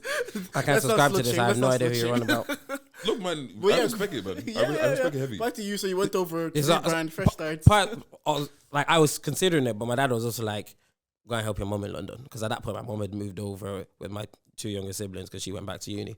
So she said, go and help your mum. So I was in London for like 9 months before I actually decided what I wanted to study. And I realized I'm tired of living at home. Because even when I was living at home, I was like, now I want to do a proper fresh start. So I moved to Manchester. That was when I actually then tried to go back to uni, yada, yada, yada. That didn't work out. And then I kind of fell into football. But yeah, so my rebrand got rebranded for another rebrand.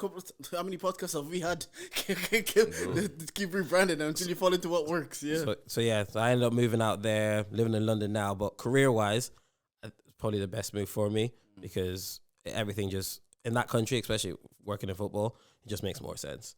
So being in Ireland, I always say the only reason I would ever come back and live in Ireland is if I got a national team job over here. Okay. If the FAI said, Moyo, we want to hire you, then I'd probably consider moving back to Ireland. I'd definitely think about it. Michael do it. He'll definitely do it. Do you know the amount of black Irish footballers as well that are coming through? It's incredible. I want to work with all them. We can share our experiences. But apart from that. How does it feel to be living your dream? To a certain degree, like early stages of your dream? Because it's one of those situations where before it was a dream to go just even watch a football match. Yeah. To now having season tickets. Season tickets at Fulham. I remember when you're in the championship, you're already going to all their games, and then you got promoted, and I was seeing your pictures like, there as well. I watched us beat Chelsea live. But how does that feel? And even like obviously people don't know, but like you got to be in Old Trafford on the pitch, like pop shots with West Brown and that. Like how does that feel? Of like actually forgetting about law and then pivoting and then dropping out again and then actually doing what you want to do. Into this, it was a weird one because you know how African parents can be sometimes. My dad and I, for a solid 2 years, our relationship was just a weird one where if I wanted to talk, I'd talk to my mum, and if my dad wanted to talk to me, he'd talk through my mum. Mine was like that as well growing up. It's only recent, not even recent, over maybe the last 3 years you can talk to me, I can talk to him. For a long time, you'll talk to me through my mum. I was like, nigga, talk to me. Like, we're in the same house. No, literally. Literally, so your dad wants to tell you this, like, call me downstairs. No. To be fair, my mom does it with my sister. If my mom wants to talk to me about something that is a bit, she'll tell my sister to talk to me. I think my dad probably understands that his delivery is. My mom was like soft spoken Fair. My dad's deliveries can be off, so maybe he's sending the Yeah, best because it messenger. just comes like, yo, get your shit together. Yeah. Like, Literally, you're a bum. Do you think I worked this hard for you to be a bum? At your age, I was in this bums living in my parents' house. You might say like that, but then you're like, yo, bro, what are you saying? Hey, yo. Yeah. But I love you though. But yeah, 2 years working relationship. Yeah, so it's literally rocky relationship, and then to be able to then come full circle, be like, this is what I'm doing. FaceTiming him on the pitch at Old Trafford, like this is the team we've both supported. Like, Was that a cool moment, yeah? was- Bro. very few moments in my life top that. Yeah. Just FaceTiming my parents, be like, look where I am, look at the pitch, look who I'm with. Yeah. Like my United legends, like. It's one of those moments, like, people say you have these moments in life, you're like, people say when their parents have passed, they still have moments where, like, I want to call my mom, or I want to call my dad. And it's to have those moments where you still can call your dad and your mom, when you're living a dream, it must be a fantastic feeling. Because some people Absolutely get there and their parents aren't there to see them live that dream, so that's cool. You know what's crazy, and I don't think I've said it to you. Your family's the reason I support United. Good. It made you make the right decision. Like- You grew up as the cool kid in school because your team was winning. You're welcome. It was a good decision back then. Right now, Yeah, but you're an adult now. You carry Yeah, on. people have, like, football banter is going to go for an hour, everybody has to go face their 9 to 5 the next Oh yeah, what's good? When you're in school, it's every You see them every day at lunchtime. People start cooking on Twitter. I just close them. Yeah, but like, yeah, no, because what's called? Because like, obviously, like, my mom's not into football at all. Father wasn't around, kind of a situation. So like, my mom was never going to pay for Sky Sports. Yeah, Do you get what I'm saying? So it's like the only place I really indulged in football or anything was when I go to Moyo's house. And like I said, You were there all the time. I was there all the time. Like literally, like it's weird because it's like our friendship has gone through so many different phases of like times it was like staying in his house. Like literally, his house is one of the houses where my mom would say, "Yeah, you cool, you can go there for 3 days," and then a week later, I'm still there. Do you get what I'm saying? Because she just knows that I just want to be there. Do you get what I'm saying? Yeah. So it's kind of like then his whole family just being like, even down to his mom. His mom knows more football than most man. Yeah. Do you get what I'm saying? So it's like the whole family was just united, and I was there, and it's like, yeah, fuck it, I fuck with this, innit? So Yeah. United. I hear that.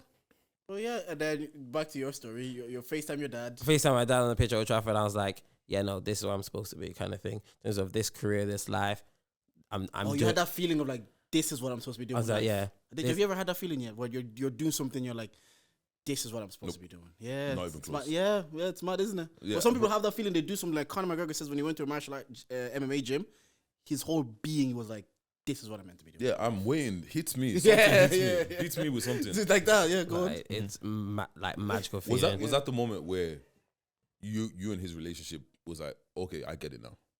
Yeah. Like the December previous to that, I'd come home for Christmas. The first Christmas I've come home in like at that point like 2 odd years, and we sat and we had a chat, and I was like, look, I know you had this plan and this plan and this plan for me, but like this is where I really want to go. This is the football thing. This is what I've done so far. Like I've done the beginning stages of my coaching qualifications, and we sat and had an open and frank conversation. He was like, look, I understand because I might want you to go this path, but his dad was like a successful tailor in Nigeria. My dad said he can't sew a single thing. So he said it's wrong for him to be like forcing us to want to follow like the path he's done. But he said the only rule I have for you is you have to be amazing at what you do. Like you have to be like, he has Heritage. Yeah. One of the main restaurants in Ireland, like the Heritage bread, like really popular. When his dad used to sew, he was sewing for presidents, the Nigerian football team. Like he was shit hot at what he did. My mom went back to uni at 50 odd years old, got a first and got a distinction, and I did a master's afterwards and smashed it while raising like little kids. So he was like, the only rule I have for you, man, whatever you do, whatever avenue, whatever lane, whatever path you choose, you have to kick ass at it. So being able to be like, Dad, look where I am. I'm on the pitch at the Theatre of Dreams. Yeah. It's justification because African parents do need that moment of like, we've had obviously a black podcast, we've had so many where they said, oh, a musician, smiles. I showed my mom the billboard, or I called my mom when I was performing here, or Celos DJ says I'm telling my mom I'm performing at all these festivals. They always need a moment where they see you, okay, you're doing levels. Yeah. It's calm. it's like, yeah, I can do this. But that's kind of cool because I'm similar, like my dad, doctor, was always like this path, and he's the reason I love football. But I understand why he played it safe. He couldn't direct me into the football part or push me into the football part because, like, how many you do coaching? Remember, shout out Bambi's birthday. You were telling me the percentage of kids that actually make it. That make it from based on through this whole system. They're going. Their parents are taking them training 4 different places in a week just so they can have a chance. Like looking back now with all the information, I'm like, yeah, as a parent that came from Africa, I'm not taking that risk with my child either. Like I don't have a backup. I don't have like, if this doesn't work, I'll send them to Deji and to what you call it, those entrepreneurship to learn something, apprenticeship. Like we didn't have that coming here, so I get where my dad is like, yeah, I'm not taking that risk. I'm not taking that risk. Yeah. But it would have been nice to also be like push me into this support football me, thing, support me a little bit more into what I want to do, like what you do, and maybe the media side of sports content is probably what my lane. I would be like, yeah, I would love to do like what we do here, more so in the football side. But at the same time, I'm like, yeah, it's great. I don't feel like it's my calling the way you feel. Yeah, but the thing is, are you gonna feel like that until you actually in that moment? You're in that moment where you're like, oh, you're in front of the camera, you're talking about football content, and it's like, this is just fun, and like this is what I'm meant to be doing. Maybe you should try it. Like, it is true, because when we did Trade at the Back, I was like, I would mad look forward to that day. Just to talk about football for an hour. Get your agendas off. Get your agendas off. This is SoundCloud days. Maybe 10 people would hear this episode. But it was just so fun doing it with Joe. And I still text Joe all the time. The other day, I told him, I was like, we're doing agendas like we always do. We're like just giving out about women. And I was like, this is the foundation of our relationship. Giving out about women and talking about football. That was like some things don't change. Life really is crazy, man. Like it's just seeing, like we're talking about time and just like seeing. It feels like yesterday I was a kid. It feels like yesterday I was running down Moyo's house, and now I'm a grown ass man with responsibilities. With responsibilities and like this and that, and even just like going out and seeing people that are like kids before, and it's like, bro, you're like, fully grown people. Sometimes you see kids were getting engaged and married. You're like, how are you doing this? It's like you were small yesterday. 16, no? 12? Like I saw one of the youngers in the club, and I was like, are you even allowed to be here? Sometimes you'll say, I'm gonna tell your mom. My 15-year-old brother is taller than me. Yeah. I'm just like, where did the time go? Mm-hmm. I sometimes have to just grab him in a headlock just to remind him who the heck I am. Hey. So when they beat you up, you'll know now. Yeah, no, it's not happening. And they did like kickboxing training and stuff. So soon enough, he might start challenging me a little bit. But for now, I'm still dominant in that battle. I'm gonna be big on that. I'm thinking I'm definitely gonna put my kids into individual sports. As well as team sports, but I think individual sport, just there's a certain level of mentality you need to have or it builds, because everything's on you. You have to be held accountable. You have to be professional. You have to show up on time. Just certain things that like you'll get from that. It's like religion. And just, you also have to believe in yourself. You have to believe that you're better than the next person. But I was gonna say, like, when you were saying about football, and it's like bringing your kids to all these different places. Yeah. Like our parents, I don't think at the time that they had us and the time that we'd have to be doing those things, they didn't have the foundation to be able to do that. Like my mom was working 2-3 jobs. Very true. I hardly saw her. What time does she have to take me to football? Do you get what I'm saying? 100%. And it's like, yeah, cool. There's a 0.001% chance that you can make it. But this check that I'm going to go get 100% is 100%. chance. And also, that 0.001% chance is, we're not getting the benefits of that for another 10 15 years. And there's no community there you can be like, you know what? This neighbor will take you to football, or I'm going to drop you. My mom is like, for me anyways, I could be like, my mom will take you because I have that family foundation here. Whereas my parents didn't. Like, there's no aunties or actual blood family that could sacrifice for your kids. Whereas your friends might do it this week. We can't ask them to do it next week. My Igbo mates that used to take me to everywhere. Yeah. Like, would come, I'd either go to their house or they'd come and pick me up. Like, that's how I used to always get to football. Wasn't my black friends. To be fair, I was the only black guy on a lot of my football teams. And it's not like, again, it's like what you're saying is 100% true. That's why I don't fault them. It's like, given the circumstances, given the situation, I'll probably do the exact same thing. I'm just doing wishful thinking. But now we're in a situation where I do feel like we're the people that are going to be able to do that, because the like you said, your white friends and stuff like that, their grandparents are here, the parents are here, this and that. They've like got cousins, friends, like aunties. Like, we literally went to go see one of our boys the other day that has his house, beautiful house set up and everything, him, kids, all that. And then it's like one of his friends lives literally right there. Yeah. Do you get what I'm saying? So it's like, okay, our kids are probably going to the same school. Okay, can you pick them up today? You pick them up, Can you do this today? Like you even do work from home. I'm working this day, you're working that day. You pick them up that day. I pick them up this day. I'm working from home. You're You're doing overtime today. I'll go pick up the kids. They can chill at my house. Once you get home, the importance of community. Do you get what I'm saying? Like when they said it really takes a village, like it's they weren't joking. They weren't joking. No, they knew what they were saying. Yeah, being in the situation now where I'm like just trying to, where God willing, expand the family and everything. You're like, so I'm so grateful. Like people have asked us, do you want to live close to your parents? I'm so grateful my parents are 50 minutes away, and they're also like, it's one of the exits on the way to town, so I could just like drop it, go back as you're going, drop you off on the way back. Like I don't have to change my destination. Literally, just go straight. I'm at exit 10. My parents are exit 7. Go to exit 7, back out straight to town. No, Plan the it really route in does his take a head village. already. It take a village. what's called Shout out. actually dilemmas with Deji. We'll do this let's and do we this and then what's wrap called? up. Yeah, you need to leave in a couple minutes, innit? Yeah. Alright, No, cool. yeah, we can do it the dilemma properly. All right, cool. What's called? Dilemmas with Deji. Because it's Mandem on the podcast, I feel like this is a good one to ask about. Here we go. I, 26 female, think my husband, 28 male, can't have babies. What's called? You think we would have had all this figured out in the 6 years of being married to him? We've had sex without protection 1 to 2 times a week on average. Now we're trying for a baby. We've been 7 months in. What's called? She said she's tracking her ovulation, taking prenatals and all of that, but they've had no luck. She said it could be me. However, I've had regular cycles and I keep a modest diet. I ran a lot of tests. My OBGYN says everything looks to be good on my side.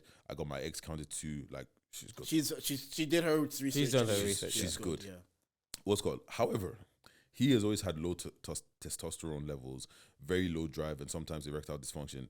It's dawning on me that I'll have to have the conversation with him, and that starts with hey babe, maybe it's not me. And she's like, how do I have this conversation? That's such a hard conversation to have, but it needs to be had. And it's one of those conversations, whatever angle you approach it from, the person probably gonna feel like you're attacking them. Because as someone that is married, and it's like obviously one day kids, all of that kind of stuff, right? It's just like, as a guy, I've never actually thought, does my ting bang off? Yeah. Bro, do you get what I'm saying? Full transparency here, I've had sex when I was like 16, 17. Bare times I'm like, pull out. Like just and not once have I been caught offside. So sometimes you start to think it's like, am I just skilled? You know, or something is off here. Because it's like I had to go do like I had to. And then the thing is, I've been sporty all my life. I still exercise. I don't eat bad except for like on a Friday, but that's like 1 day a week, so it's in moderation. Eventually, at some point, I had to go to the clinic and I had to go get checked. And they tell you have to like make sure you don't let it build up. Essentially, so either ejaculate on the day or the day before, but make sure you've cleared out your system. So say if you haven't let one go in 3 days, let it go, and then the one that after, it's the one after. Oh, you need new active ones. Yeah, because sometimes it's all clumped up together, so they're not swimming well because they're all clumped up together. So a lot of men think like you have to let it build and then let it all off. But no, that's actually the shit ones. It's the ones that it's like clear. So you have to let one go. It's the one after, and you have to do it like I think 0 days before you go get it checked. So you do that. And then I went to do it, and they're like, "Yeah, everything's fine." Well, I again that came to my mind because I'm like, I've been having sex. So since he was 16. skilled. Was it? He was skilled. Sorry. I just had to. God yeah, willing, bye-bye. Is that, you know what? Maybe I just don't be upset. Because I've heard Fred on 90s Baby be very insecure about that as well. I think I can't remember which episode. He also said he's like, yeah, I think it was with a guy and he was like, yeah, he says I think my thing doesn't work because I hear him to be 30 and to be sexually active and then never have even a scare or anything happening. You're gonna get in your own head, especially you look at it as like a blessing when you're young. You're like, nothing's happening. But when you're actually trying. It's like I've heard women for 6-7 years they've tried and nothing is wrong with either party. It just isn't happening. This is the thing. Isn't happening. I always say that it is not easy to get pregnant. I know it's like teenage pregnancies and all of that, but actually getting pregnant is not easy. Yeah. Do you get what I'm saying? Like I think there's only like a couple of days where it's like okay this can really bang off. People. Audrey on 90s Baby said the same thing. She was because she's 37, so she was tracking it heavy, and it's only because they did it in that window where she can't get pregnant that she did get. Like getting pregnant, I think it's like it's a 11% chance that if you do ejaculate in that you will get pregnant because you have days that are more prominent and some days that are just not happening. So back to the dilemma, that was my case anyways. I had to go get checked just to know. So then from here on, God is up to you when the time is come, inshallah, God will do your thing. But back to that one, I was like, you have to have the conversation because if you checked, he has to. Ignorance can't be bliss because at least then you can know how to approach the situation. Yeah. Okay, can we adopt? Okay, what can we do? In vitro? Can we get someone else to carry then you can have solutions. Sometimes people think finding now will ruin things, but sometimes information just lets you make better decisions. Yeah. That's it, essentially. And you know what it is as well? I feel like just guys never think that anything's ever wrong with them. Yeah. Because it's like ego. Bro, man. Yeah. I'm not in this day, like, do you know what I mean? So there was a bit of ego, because when I did it anyways, they show you like how quick your sperm is. It's like orange, red, green. Mine was into green. Wait. Come on. Wait. R9 you know when you're on TV, and they have like the magazines or porn, did you have to go in and like... No, they give you the cup, they tell you to go home, and whatever way you want to do it. Figure it out. In the comfort of your own house. But they tell you, make sure it's like day 0, day 1. That's because that's when you get optimum sperm. Because if you say like, nah, let me wait a week, let it build, it's all just clumpy. Yeah, all the niggas are dead. Yeah, but I don't know. That's one that was always kind of like. As a married couple, you guys gotta have an single open, guys, open and frank conversation. Are you guys? Would you guys even want to find out, or do you guys have to wait till like till I'm married then I'll find out? Because that's no rush to find out. I low-key feel like I'd want to know. Yeah. Just because, same. like, but then again, like I said, I'm not booking appointments and shit like that. Like I can't remember last time I went to the doctor, let alone actually. And that's the thing, because when there's no urgency to book it, whereas in their case there's a bit of urgency, and you also like I said, you just want to make informed decisions. Yeah. So I would advise her.